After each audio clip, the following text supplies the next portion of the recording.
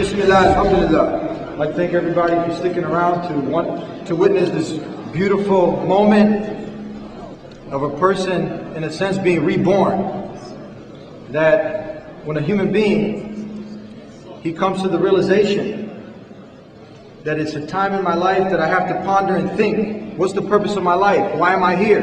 Is it just to play, have fun, go to the nightclubs, kick it on the weekends, earn some money, have a good time, and then I die? Or is there more to life? You see people dying every day. It's very important that we think about these things. And this man thought about it, and he's been researching for a few months now, contacted me, we know each other a little bit, we've been talking, and he emailed me in short.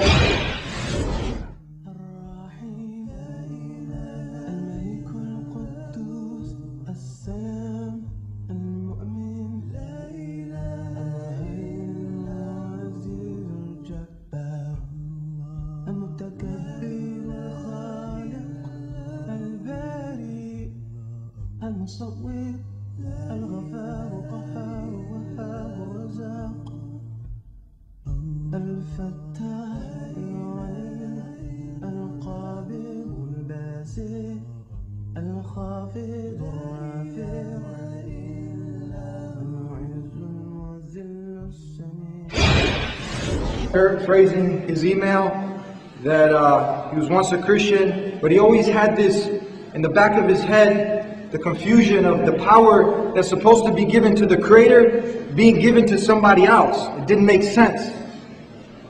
So how does one distinguish with all the different ways of life, calling to people, telling them that they're the only way? How do we distinguish what's the right way with all this confusion? When a human being uses the tools that the Creator of the heavens and the earth has given him, he's embedded in all of us this innate nature to worship the one God. A spiritual chip, in a sense. So when you see the attributes of man, man is weak, man is born, man dies. When you see a cow, when you see animals, when you see the sun, these are all the creations of the Creator. But when it comes to you, the truth and the attribute of the one who created you, that He's one and alone running this universe, that He doesn't become born, He doesn't die, He doesn't eat and go to the bathroom. He's not a man that has an area code, a zip code. Now you can fingerprint him, take his picture, and the girl say, oh, he's cute. That he has a color, a skin tone, a skeleton. That he eats, goes to the bathroom, comes out of the womb of a woman. This is not God. And this is something that anyone, even if they're a non-Muslim and they're listening, the inside of him, if he's not bobbing his head, yes, the inside of him is saying, yes, I want to worship the one God. The God who created the sun, the moon. The God who Jesus called upon. When he fell on his face, he prayed to who himself? No, he prayed to the one God. He prayed the same way Moses prayed. The same way Abraham prayed. And the same way we're praying here today. Worshiping not the sun, not the moon, not Muhammad, not Jesus.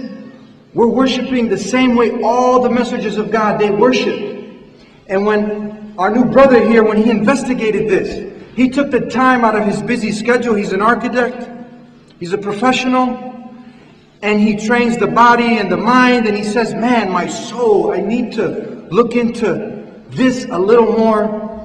Because I spent all the other time researching and studying how to be the best architect, how to make money, but this is a little more important. I need to take a time out. So he picked up the Quran, which is the last and final testament, the last and final revelation. It's not edited by man, changed, suited for the time. It's been preserved for 1400 years. If anyone wants to take a look, it challenges the reader. Prove. If you find one contradiction, it can't be from God. God doesn't make mistakes.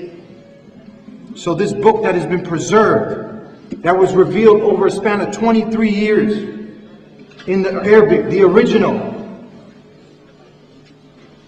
He studied this, he looked into it, he saw that the attributes of the Creator, that we defined that He's one. Absolutely alone worthy of worship.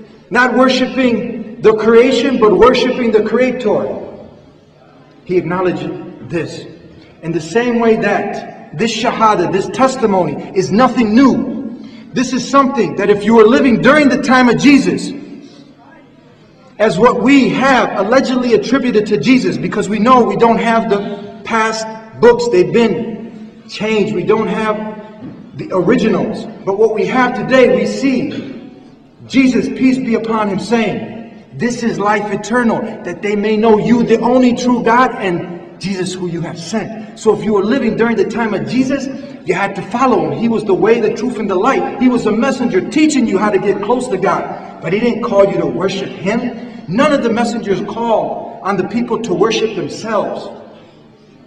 Moses, if you were living during the time of Moses, Moses didn't call people to worship a man God, to worship the sun, the moon. He called the people to worship the one God. So did Abraham. They were ones who submitted themselves to the one God. This is the same way of life that God has sent throughout time.